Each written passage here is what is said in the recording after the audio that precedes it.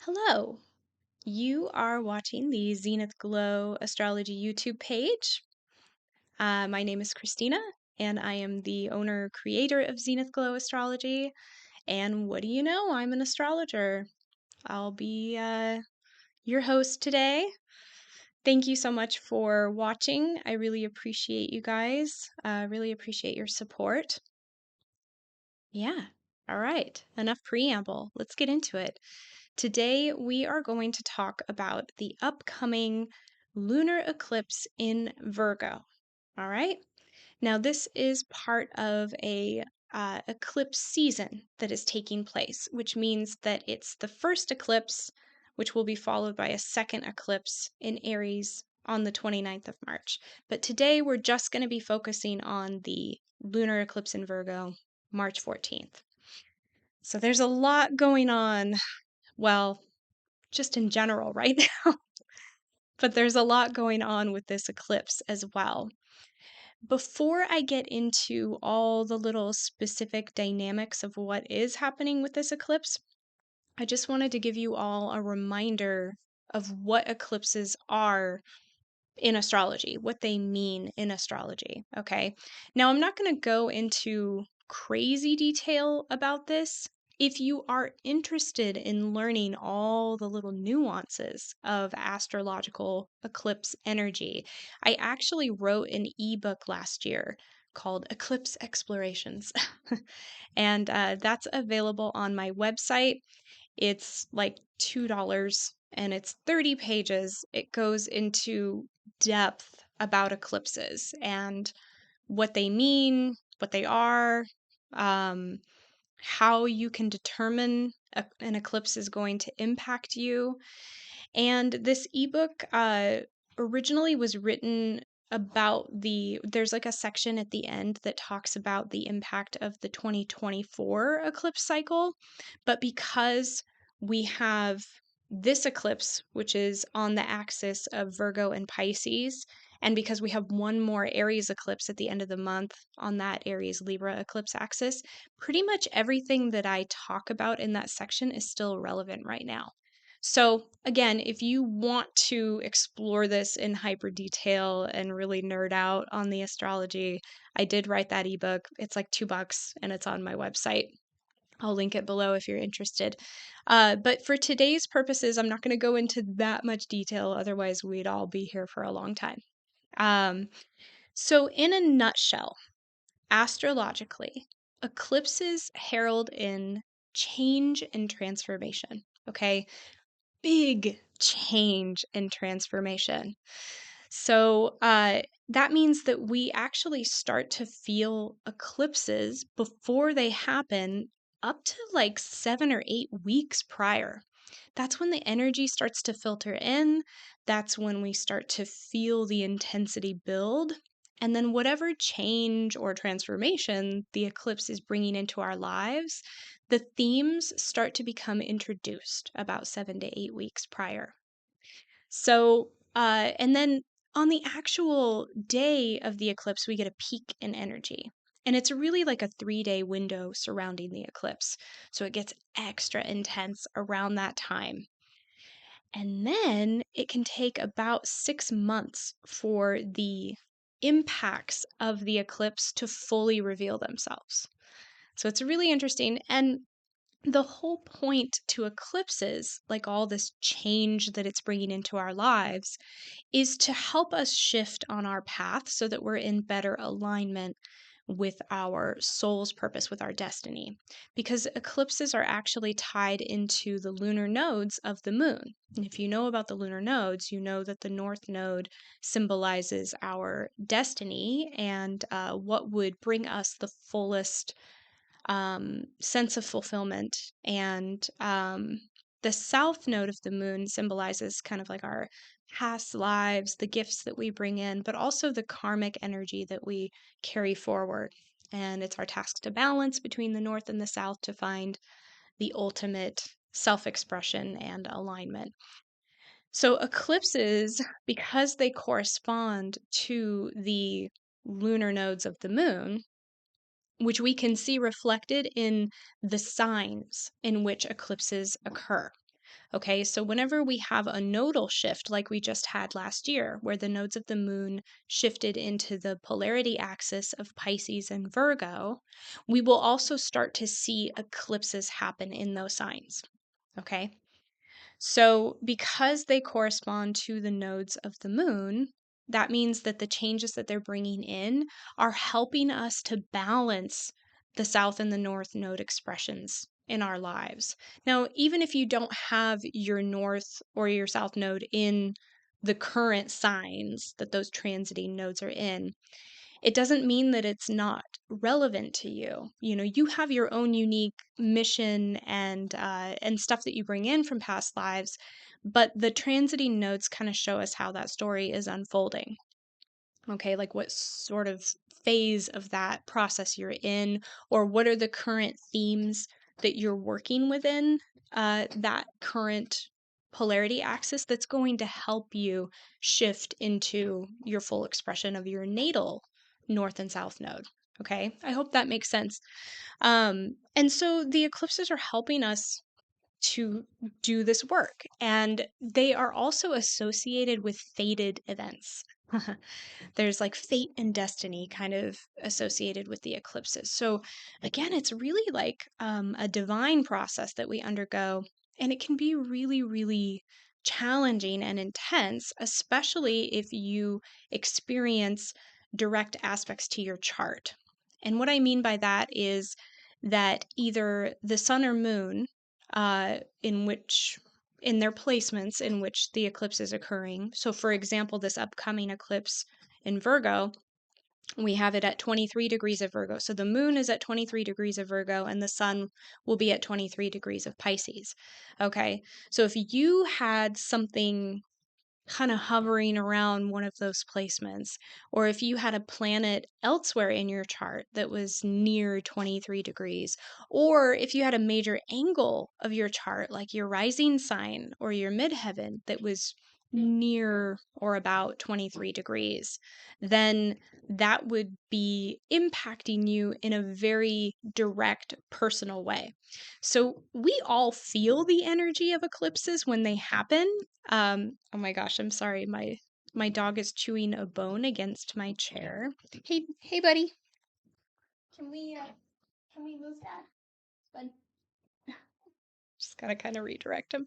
Uh, so we all feel eclipses when they happen, but it kind of depends on how they're interacting with our chart, the level of intensity that we're going to feel them. So, like, if there's an eclipse and you don't have anything touching it or near it, then you're going to feel like a more general kind of background sort of energy going on. And that particular eclipse cycle might not be working directly with your path and with your, like, in other words, eclipses are really intense. And it wouldn't really like be super cool to always feel everyone incredibly intensely. Like we need a break sometimes. And so oftentimes we will have eclipses and there will be large groups of people that aren't directly impacted by them. So they'll still like feel the energies and kind of they'll see other people being impacted by them. But they'll kind of get a break until there's eventually an eclipse cycle that does aspect their chart. And then it's their time to shift their path and step into some kind of fated event or changes that are coming into their life that's going to help them align better. I hope that makes sense. Um, so yeah, within eclipses, we have two basic types. We have solar and lunar eclipses, which you've probably heard of. Um, the difference between them, there are differences astronomically, and then of course there's differences astrologically that correspond to those astronomical physical differences. So I actually have a little chart here. Let's see, which way do I go? This way. Just to show you guys what this looks like. Okay, so we are talking about Okay, just make sure my computer's not gonna like fall. Um, so with this lunar eclipse that we have coming up, it means that the Earth is going to be between the sun and the moon. And that's what creates the lunar eclipse. Essentially, the sun will hit the Earth, the light from the sun, and it will refract around the Earth, and then it will cast a shadow on the moon. Okay? And so everyone that's on that side of the Earth will see the moon and it will look different. Okay? Now we can have different types of lunar eclipses. There's um, a partial lunar eclipse. This one coming up in Virgo actually happens to be a total lunar eclipse, which is ever so slightly less common than the partial eclipses. And that means that it is fully eclipsed. And what happens during total lunar eclipses is they're getting the full impact of having the Earth between the sun and the moon. So the light that is refracting around the Earth, meaning it's bending around the Earth, it kind of warps the waves, the particles, the waves. I am not a scientist. But it kind of warps those waves and it creates this effect that makes the moon look like it's kind of reddish orange. And thus, we call it a blood moon. Ooh, so ominous. So this particular lunar eclipse that we have coming up is actually a total lunar eclipse, and it is a blood moon. Now, the other type of eclipse we can have is a solar eclipse. And a solar eclipse is essentially when the moon comes between the Earth and the sun. Now, when we have the solar eclipse at the end of March, I'm going to talk about that in more detail. Today, I just want to focus on lunar eclipses, but I did want to let you know there's two different types. Now, if you're wondering, there is a difference astrologically between these two eclipses. So, first of all, lunar eclipses always happen at the same time as full moons, and solar eclipses always happen at the same time as new moons. Now, if you know a little bit about astrology, you know that full moons and new moons carry different energetic signatures. New moons tend to be new beginnings or times to set intentions or to plant seeds, literally or figuratively. And full moons tend to be times of realization, culmination, fruition, harvest, but also release and shedding. All right. And eclipses also hold this energy. It's just that they are super duper intense. And so it's kind of like Spinal Tap, like we're going to turn the dial up to 11. It's kind of like the eclipse is a full moon or a new moon on steroids. It's just hyper intensified, amplified kind of energy. Okay. So now, if you know about the energy of full moons, you might be like, wow, that kind of sounds scary. Because people kind of get a little loony during full moons, right? And it's true, during eclipses, we do tend to see more accidents. We do tend to see people exhibiting erratic behaviors or being overly emotional and that kind of thing. But also keep in mind that that doesn't mean this is going to happen to you or that you're going to like lose it when the moon is, when we're in the lunar eclipse. It just means that people that tend to not be like as conscious or tuned into themselves or centered in themselves, they're interacting more with the outer world and not doing as much self reflection.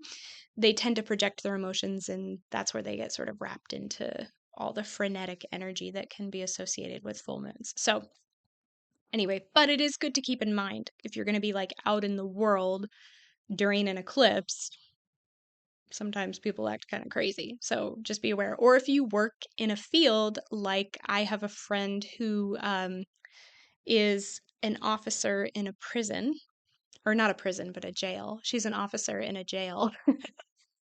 You might have like some crazy stuff happen. Or if you work in a hospital or you're an EMT or a firefighter or a police officer or something like that, you might notice some interesting events that occur around eclipses. So just something to kind of keep in the back of your mind. Let me think, is there anything else I wanted to add about just eclipses in general?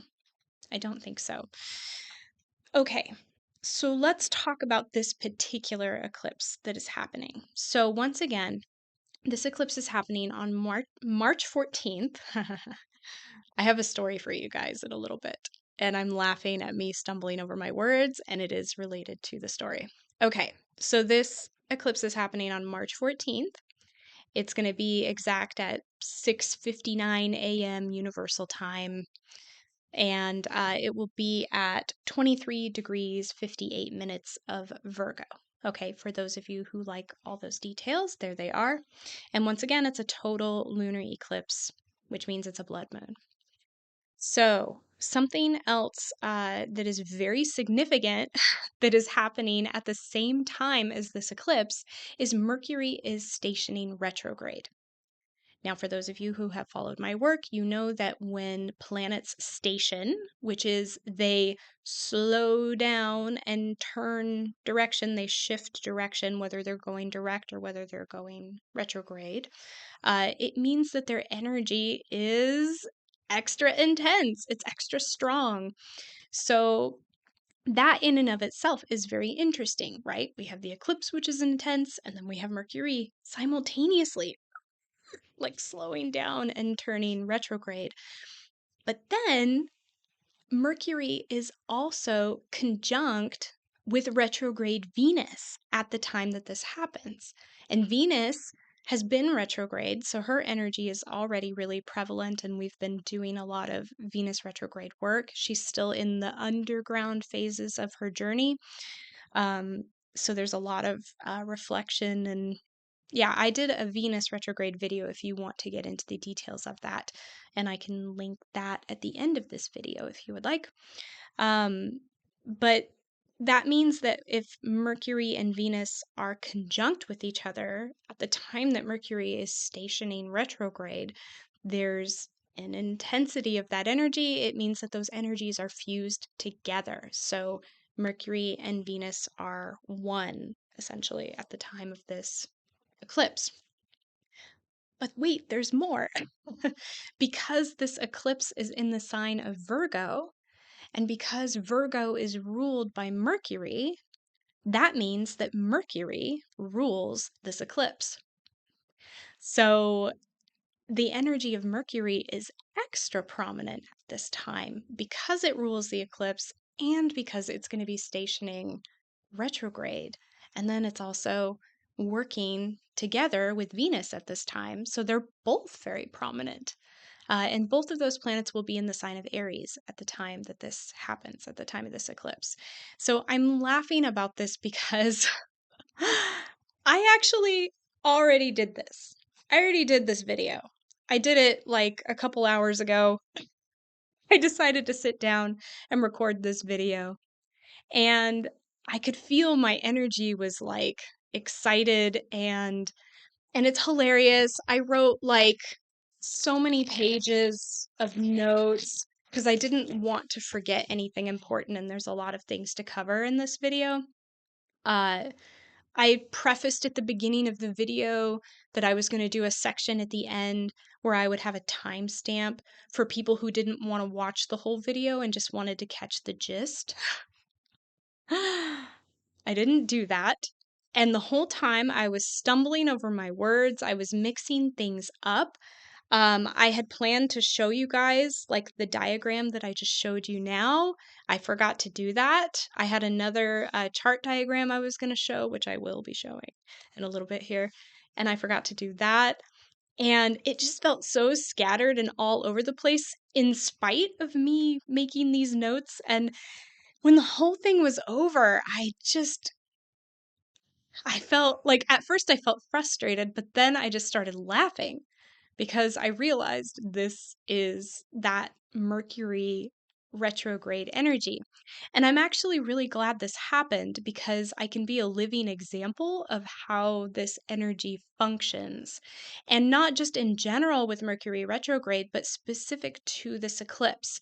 So we will get into it in more detail, but I'll just say now that part of the reason I decided to redo this video, even though I just spent over an hour recording the other one, plus all the prep work and everything that goes into it, is because I sat back thinking about what just happened,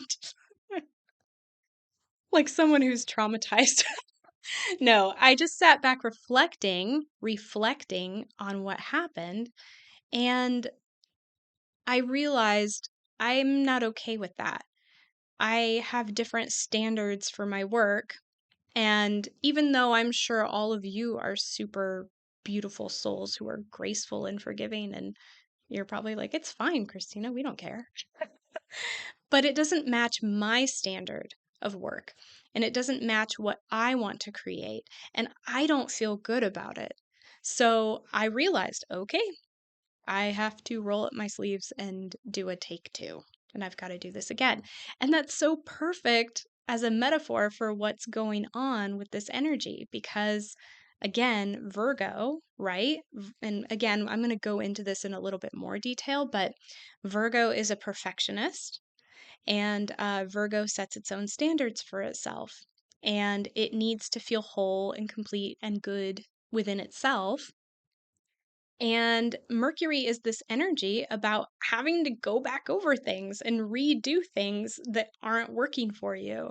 So, and specifically tied into communication and teaching and learning and all that. So, I don't know. I just thought that was the perfect thing. And there's a little part of me that's like, did my spirit team orchestrate this? Because it kind of feels feels like one of those, yeah, those little dastardly happy accidents that can happen sometimes. But anyway, I digress.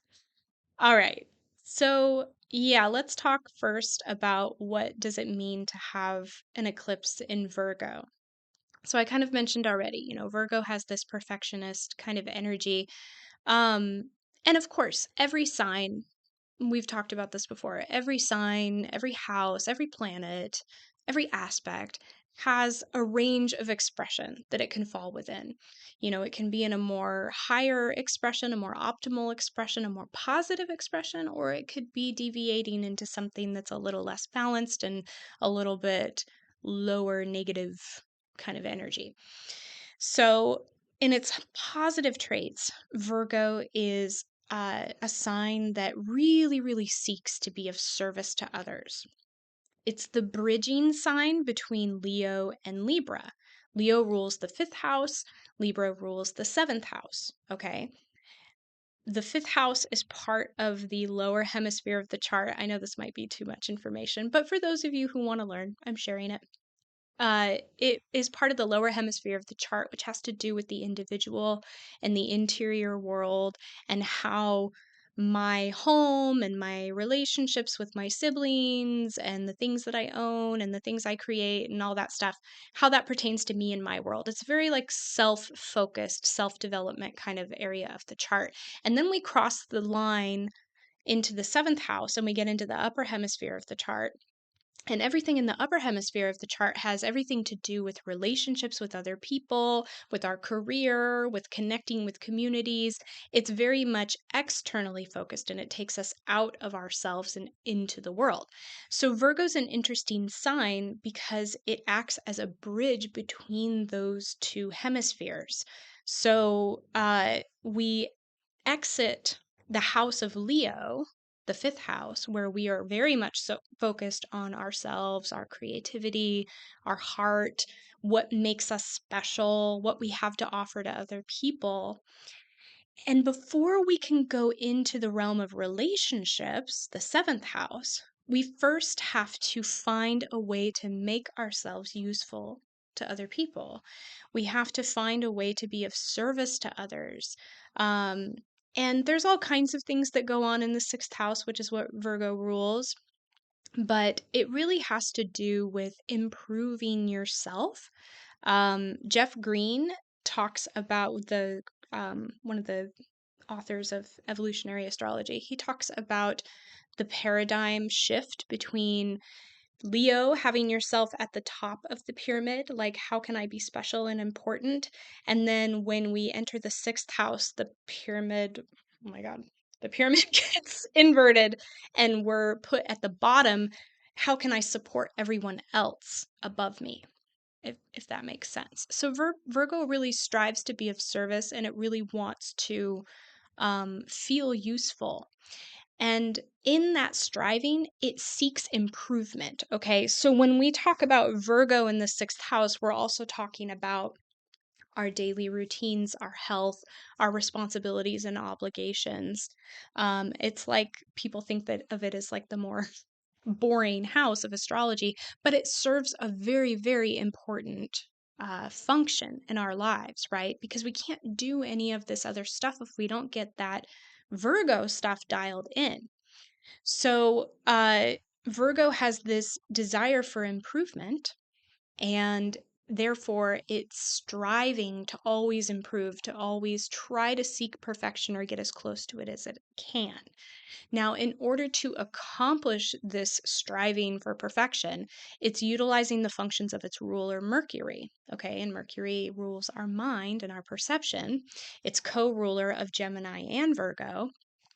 And its functions in Virgo are to take what is in the mind and ground them into reality. Okay. So Virgo often can have to do with like working with our hands or like craftsmanship and things like that. Because you're taking your genius and you're bringing it into fruition in reality. So, Virgo is utilizing those mercurial functions in a specific way. And what it does is it has this incredibly keen eye for detail because it wants to separate all of the parts to analyze them individually in order to ascertain, does this need improvement? Does it need to be adjusted, or can it go? Can it fit into the puzzle? I actually thought about my grandpa this morning.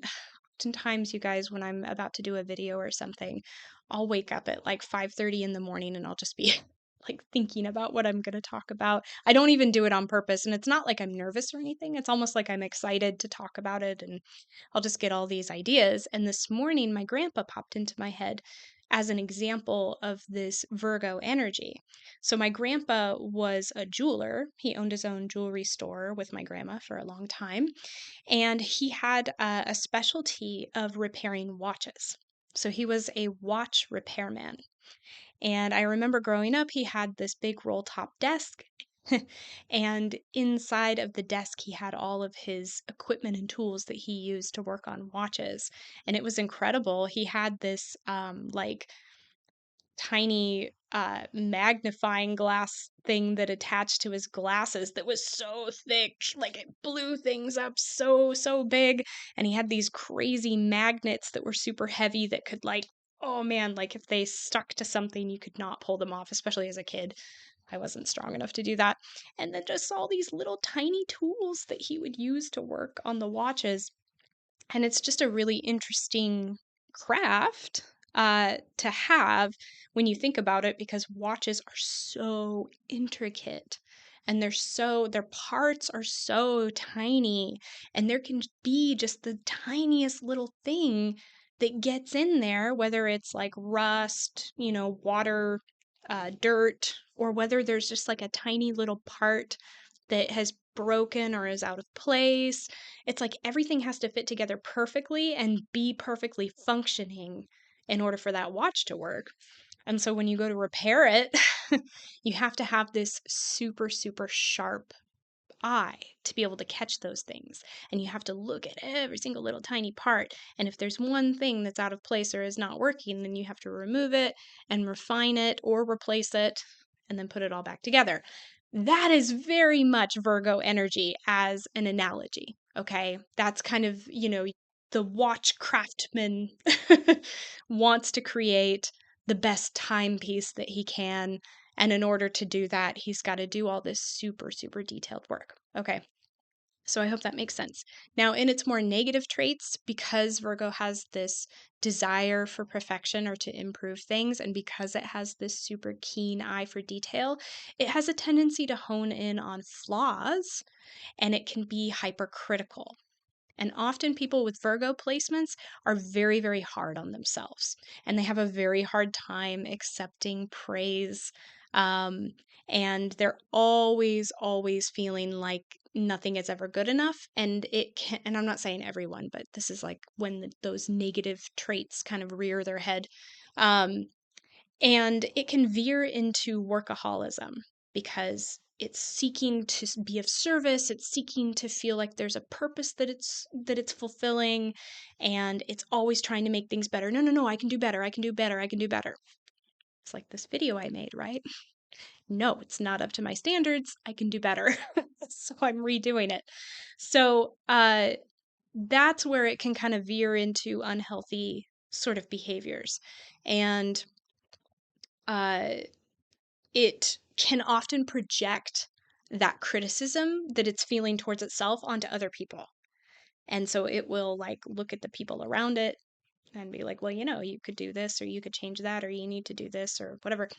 And it's usually done with love, but sometimes it comes across very harsh. And anyway, there's negative and positive expressions to it, right? So Virgo really, really needs the balance of its polarity sign, Pisces, in order to not veer so much into that negative territory because Pisces is holistic. It looks at the whole picture. It is ruled by Neptune, which is the higher octave of Venus. And Neptune is all about unconditional love and acceptance. It's agape, it's spiritual love. So, when you apply those principles to Virgo, that means that Virgo can take all the little parts and the things that it's refining and it can put them into context of the bigger picture. Okay. So, for example, if you were obsessing over like one little mistake that you made, but maybe that mistake doesn't actually hurt the overall vision of whatever you're trying to create or do, Pisces could step in and be like, you know what? It's okay. It's okay. It's not a big deal. There is a flaw in this, but it's not going to hurt the outcome or the intention of the overarching vision of what we are creating here. So Pisces brings in that kind of element of acceptance and forgiveness and unconditional love. And so with that Virgo energy, you can look at yourself then with the Pisces higher perspective and apply that, right? So even though I know I'm not perfect, it's okay. I love myself anyway, kind of energy. So I know that's a lot of detail about Virgo and Pisces, but it's relevant at the time of this eclipse, right? Because eclipses bring huge change and transformation. They're doing it under this umbrella of Virgo, but also under the umbrella of Mercury, which is in the sign of Aries. Okay.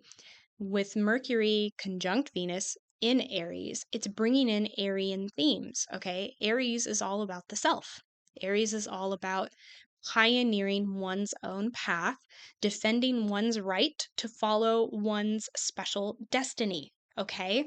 And anyone that interferes in that process or tries to deny Aries the ability to do that, Aries has to fight and has to defend against. Okay. That's the archetype of Aries.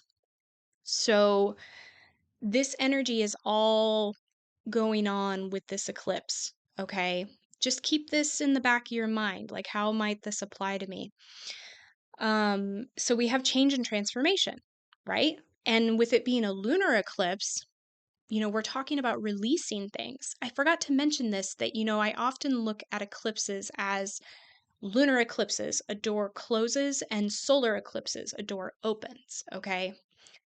So we have endings happening with lunar eclipses. Something, some kind of chapter, something in our life has to come to a close so that we can open the new door symbolized by the solar eclipse that is going to follow.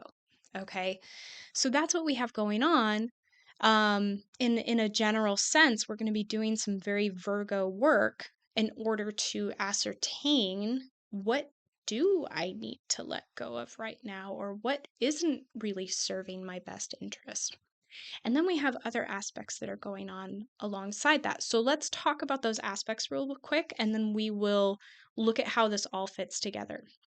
So I'm going to do this again, and I'm going to share a chart that I drew up with you guys. Let's see. Does that work? I think that works. Whoa. Okay.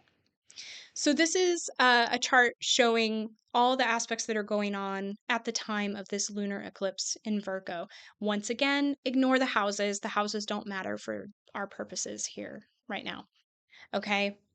So we have all those placements across from the moon over in Pisces, right? Those are highly significant. That is basically just one big conjunction of planets that are all together.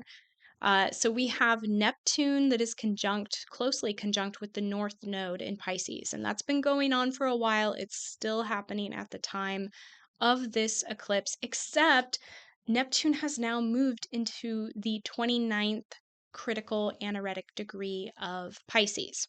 More on that later, but it's important, okay? But Neptune conjunct the North Node very much carries this flavor of our spiritual purpose or our spiritual destiny, okay? In just a very vague general sense. Then we also have uh, the sun, which of course is opposite of the moon because it's a full moon, this lunar eclipse. We also have the sun almost exactly conjunct with Saturn at 23 and 22 degrees, respectively. I also have to throw out there, just because I'm very, very detailed. Are you wondering if I have Virgo placements in my chart? Um, Saturn is actually at 22 degrees, 20 minutes of Pisces. 222. Okay, so when we're looking at numerology, that's not an accident. When we're looking at numerology, 222 carries this signature of relationships. Okay, and it can actually have a lot to do with partnerships, like divine partnerships, divine counterparts, but it also can have something to do with our purpose and getting into alignment with our purpose and being in harmony with ourselves. Very on point for what's going on right now during this eclipse. So Saturn is conjunct the sun is conjunct the North Node is conjunct Neptune, and all that stuff is opposite of the moon. And the moon is conjunct with the South Node in Virgo. Sorry. So we also have, okay, my dog is leaning against my desk and scratching. Thank you, Epod. Yeah, if you ever see like my computer shaking, it's not an earthquake, it's my dog's doing something. Okay, so other interesting, notable aspects. Like I said, Venus and Mercury are conjunct in the early degrees of Aries, and they're both retrograde.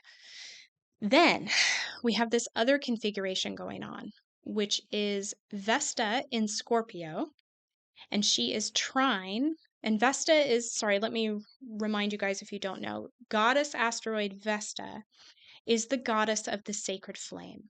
It's the inner flame of our sacred heart, and it is the light within us that guides our way. It's what motivates us, it's where our passion lies, it's what drives us, okay?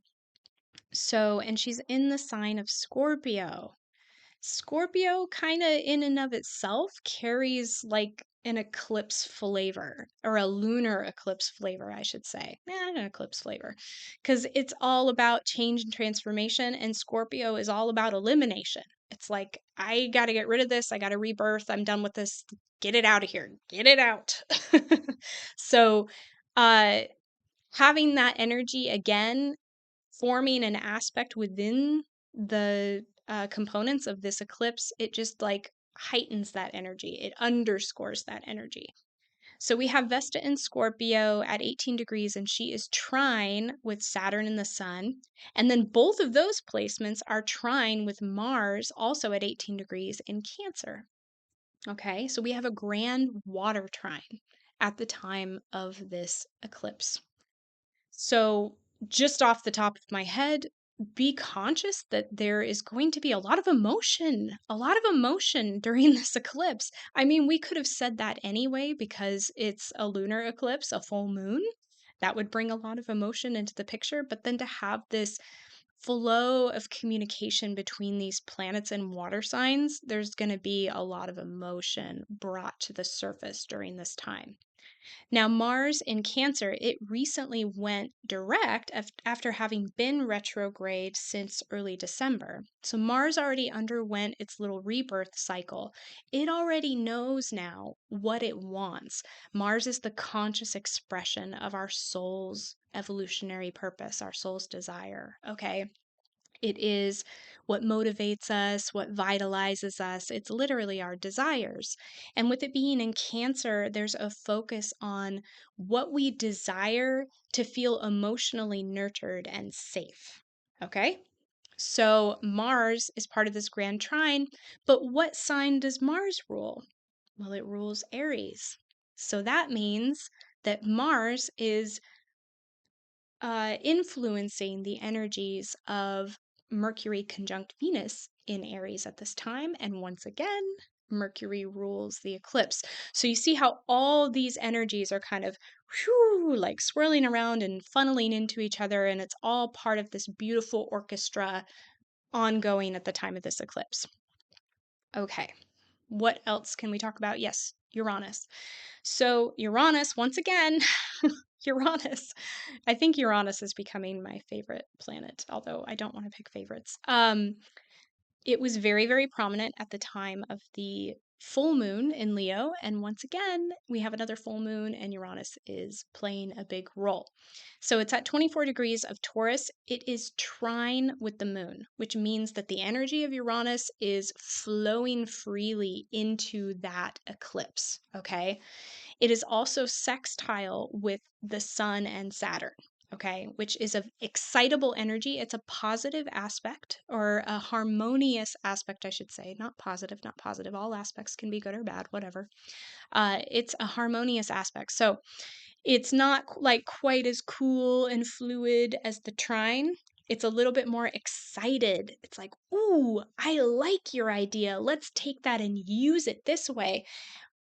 Uranus is delivering tools for the sun and Saturn to use, and the sun and Saturn like that. Okay. So Uranus, once again, it is the planet of deconditioning, which is interesting, right? Because Saturn is the planet that conditions us. So Uranus is actually like feeding Saturn some deconditioning energy right now. And Saturn's like, you know what? I got the discipline. I'm going to make it happen. I don't know why I'm talking like the planets. Is that what they sound like? This is what they sound like in my head. Uh, anyway, there's like a whole play going on in my head. So it's the planet of deconditioning, and the reason it deconditions us is because eventually whatever does condition us will limit our growth. And Uranus is like solely, fully focused on expressing our utmost truth and authenticity. And anything that gets in the way of that has got to go. Okay. And being in the sign of Taurus, this truth and authenticity is directly related to our self worth and our personal values. Okay. So that energy is being focused into this eclipse as well.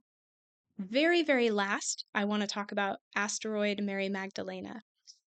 Asteroid Mary Magdalena is at 29 degrees of Taurus at the time of this full moon lunar eclipse. Okay? Now remember, I mentioned that Neptune is at 29 degrees of Pisces. That is the anaretic degree. It is the critical degree. So whenever we have planets that are at the 29th degree, I'm going to sound like a broken record here, guys, but I'm sorry. It is what it is. It's intense. There's a lot of intense energy that comes through the expression of that planet. So, and the reason it's so intense is because it's kind of like this planet has been traveling through that sign for all these other degrees until it gets to that 29th degree. And the 29th degree is like final exams.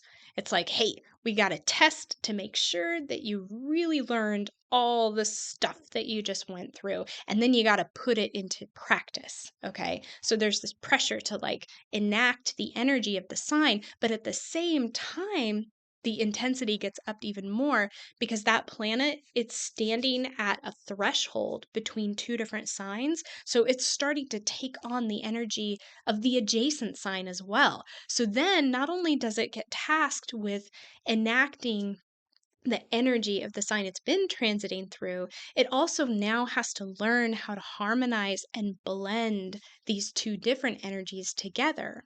And it's basically creating a bridge from one energy into the other. I hope that makes sense. So just know 29th degree equals intense. So we have Mary Magdalena, which is the divine feminine, and she is sextile, which is that excitable, harmonious aspect, with Neptune, that is also at 29 degrees of Pisces. Neptune is our higher perception, it's our intuition, it's that unconditional love, it's that connection to spirit. And so at the time of this eclipse, we might find that we are more receptive to our intuition. We might find ourselves in that kind of feminine flow of energy where we're listening deeply and we're really tuning in inwardly and we're just receiving what's coming to us. And what's coming to us is going to be heightened psychic senses, it's going to be more vivid dreams. It's going to be messages from our intuition or our spirit team, hunches, synchronicities, all the kind of stuff that falls within that ballpark. Okay. And all that energy is part of what's going on with this eclipse. Okay. So we're going to get close to the end of this, but we're going to be close to the end. I don't know. Whoops. Sorry, guys. Let's just go back here. Hi. Okay. So let's just break this down a little bit. I'm just going to give you my interpretation of it. And keep in mind, there's a lot of different interpretations in astrology, and this energy can play out in a number of ways. All right. And it really does depend on the individual how this shows up in your life. It's kind of like the Venus retrograde that we've had going on. I've been talking to my beautiful, beautiful friends and hearing all their stories about how this energy is playing out in their lives. And it's like, yep.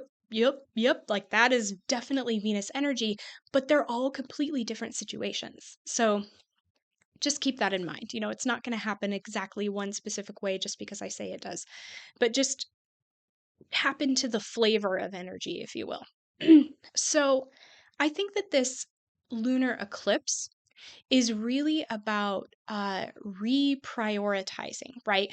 We have the Mercury retrograde. So we're going back over things perceptively with our thoughts. We're digesting things, okay? Virgo rules the digestive system and the connection between our gut and brain, okay? So we are literally processing things, we're analyzing the details, we're going deep into ourselves to ascertain, is this all working? Like, is this really in alignment with me? I think there's going to be a very strong core theme about the self during this time, especially with Mercury and Venus both being in the sign of Aries. And we're using our emotions, remember that grand water trine, to really navigate all of this energy and all of these thoughts, okay? Our emotions are such a strong barometer for our heart, right? For the energy of our heart, for the truth and the wisdom of our heart. Our heart always knows what is right for us. It's just that we don't always listen to it, or we don't know how to listen to it. It's really easy to let the mind override the heart. So I think it's really beautiful that we have this grand water trine at the time of this eclipse. Even though it is going to bring some emotional intensity into things, just keep in mind that that emotional intensity is telling you something. It's not just there to make you break down and cry or feel frustrated or upset or whatever it is that you're feeling. It's there to be kind of like a little red flag or a little guidepost to show you, like, hey, this needs your attention. This is telling you something.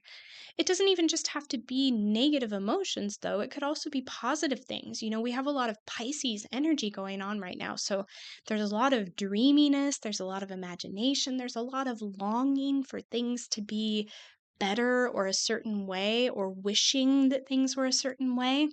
And you need to know that when you experience those emotions, those are valid too. And those are also telling you something.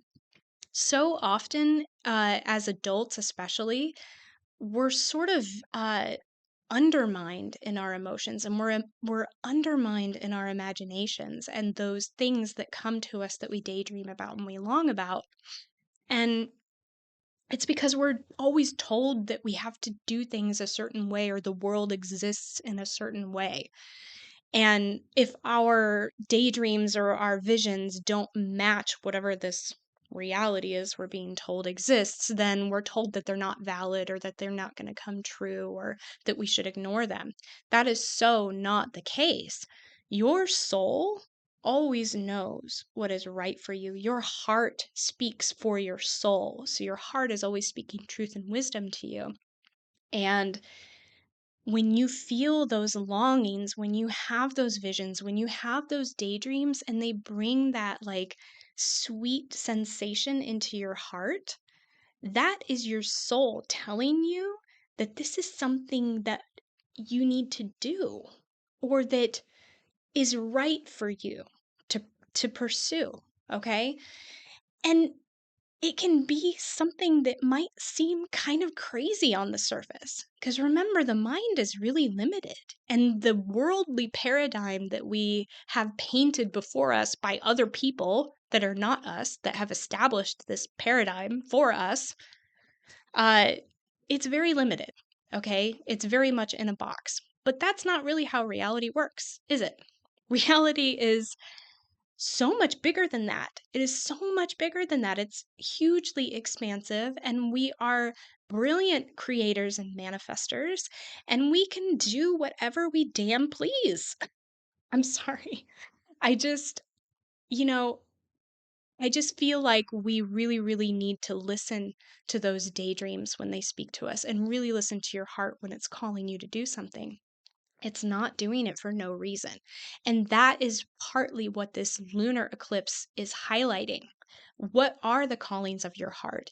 What is your special destiny? What makes you feel at home in yourself? What makes you feel safe and nurtured in yourself? What do you want to do? Who do you want to be?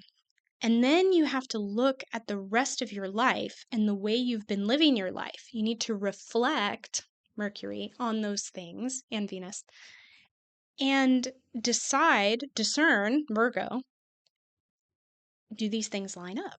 Or does something need to change? Okay. And this is where that eclipse energy really comes in. The changes that we're making. Sorry, guys, I'm going to drink a little water here. Thank you. So, the changes that we need to make to get into better alignment with what we know is good for us. Okay. So, with all these planets that are in play right now, number one, we have our spiritual selves very loudly speaking to us during this time. Tap into that guidance. Listen to what it is telling you. It's not lying to you. It's telling you things for a reason. You need to listen to it. Um, the the water element, the emotions that we're feeling, those are telling us something. We have Mercury, which is about our thoughts, it's about our perceptions. So, our self perception, do we have limiting thoughts about ourselves and what we are capable of, or what we can achieve in our lives, or what we deserve to have? Uranus, Taurus. Uh, you know, we need to analyze those things and figure out, do these old mindsets, these old paradigms fit in with this new timeline that we're in and with this spiritual destiny, the Neptune conjunct the North Node? Do they fit in with this spiritual destiny, this calling that I'm feeling, that my higher guidance system is talking to me about? And then our relationships come into it as well, right? Because we have Venus. So it's a lot going on, guys. Sorry. So, yeah, we need to look at our relationships. Do we need to revisit themes from our relationships in order to tweak them, in order to get them into alignment? Can we communicate better in our relationships what we truly need in order to feel whole and in order to feel like we are in alignment with ourselves and fulfilling what is going to satisfy the needs of our soul? Or have we come to realize that maybe certain relationships in our lives are no longer supporting this new timeline that we're in, this higher version of ourselves that we are stepping into? And maybe those things need to fall away. So again, remember, lunar eclipses can bring endings. So don't be surprised if you do come to some of those conclusions, and know that those things, they can be very emotional. They can be very difficult to go through. But also understand that whatever this eclipse brings, whatever endings it's drawing into your reality through fate and through destiny, because that's eclipse energy, know that it is making space for the new stuff that's about to come in. So give yourself the space to feel those emotions. Give yourself the space to grieve. Understand it's going to be intense. Understand that there's a lot going on. So again, honor yourself with self-care. Virgo, tend to your own needs. Fill your own cup. Allow yourself to go into yourself and analyze all of these things, reflect on these things, but then know that sometimes we do have to take action on ending things in our lives or changing things that are no longer working for us. And that is the energy of this eclipse in a nutshell. Remember that Virgo is the sign of the Virgin, right? And that has nothing to do with chastity. It is all about being whole and complete unto oneself. It's also associated with the harvest, right? So it's like you've grown into yourself and you're ready to be harvested, which might sound kind of weird. But the idea is that you are fruitful, you are abundant on your own. As you are whole. Uranus is trine with that moon in Virgo. So you have a wealth of self worth waiting to be claimed by you. And this full moon is an opportunity to step into that and to start doing what's really right for you. Because remember, a lot of people say Aries is selfish. And my question is, what's wrong with being selfish? Because I think selfishness is only wrong when we take it too far. When we veer into like narcissism or egocentricity. Egocentricity. Yeah, that's right. Or, when we're always being selfish, when it becomes imbalanced. But we can also go the other way, right? We can also defer to serving others at the expense of ourselves. And that's another theme of this Virgo Pisces polarity, right? Boundaries. Uh, Virgo has a tendency to work itself to death in service of others, trying to be perfect and trying to find fulfillment and have a purpose. And then Pisces has a tendency to accept the unacceptable because it's unconditionally loving. And sometimes we need to apply discernment and set boundaries, okay? And sometimes those boundaries have to do with ourselves. Like, I need to put myself first because at the end of the day, you can't serve other people if you're not filling your own cup first. You will become depleted, you will make mistakes, and you will eventually fail those people. So, you have to fill your own cup. And I think these are some of the themes that are coming up at the time of this full moon. Okay, I'm done with my soapbox. I think that was everything that I wanted to say. Yes, I did mention the ebook that I wrote. We went through the chart, we went through the diagram. Oh my gosh, I'm thinking about the first video that I recorded. Like, what was everything that I forgot? Oh yeah, I mentioned before, like how in the first video I was going to do timestamps for people that don't want to watch the whole video and they just want to like get the gist, like that too long didn't read kind of thing. Too long didn't watch. Well, after I like messed up my first video and I was reflecting on all that stuff, I came to the conclusion that I'm not going to do that because that's not who I am. I'm not someone who's just going to give you like a couple of bullet points and you can take that away real quick. No, I'm a detailed person. I'm passionate about what I'm discussing and I put a lot of work into what I do. So, sorry, you don't get to just tune into my video and skip to the end and get the gist. You got to go with me on the whole journey if you want to get the information from me. I hope that is okay for me to say. It is okay for me to say, but I hope I didn't ruffle too many feathers by saying that. Anyway, whatever. Who cares if I did? All right, guys. So I think that is it. Also, no, right as I say, that's it. One last thing I was going to mention. Oh, yeah, you need to look at your own chart and the houses that the eclipses are happening in to get a better picture of how this is going to show up in your life. So that will show you the area of your life that this eclipse, this change and transformation and all that jazz, how that's impacting you, what area of your life it is coming into. If you would like some help with that, or if you want to investigate deeper how this eclipse is going to impact you, I do astrology readings, okay? I'm an astrologer. I do readings. So please, you can go to my website. I'm going to post a link below, and I would be happy, so happy to go over that with you, and we can investigate like what kind of changes are unfolding for you and what can you expect and what sort of new exciting rebirth are you undergoing during this time. So if that's something you're interested in, I will post the link below. Otherwise, I just want to say thank you so much for hanging out with me. I hope everything made sense. If you have questions, feel free to email me or post comments. And otherwise, I hope that this eclipse season and this particular upcoming eclipse is going to be so transformative for you in just the most positive, beautiful, blessed ways. I'm sure it will. All right, guys, I love you all, and I will catch you later. Bye.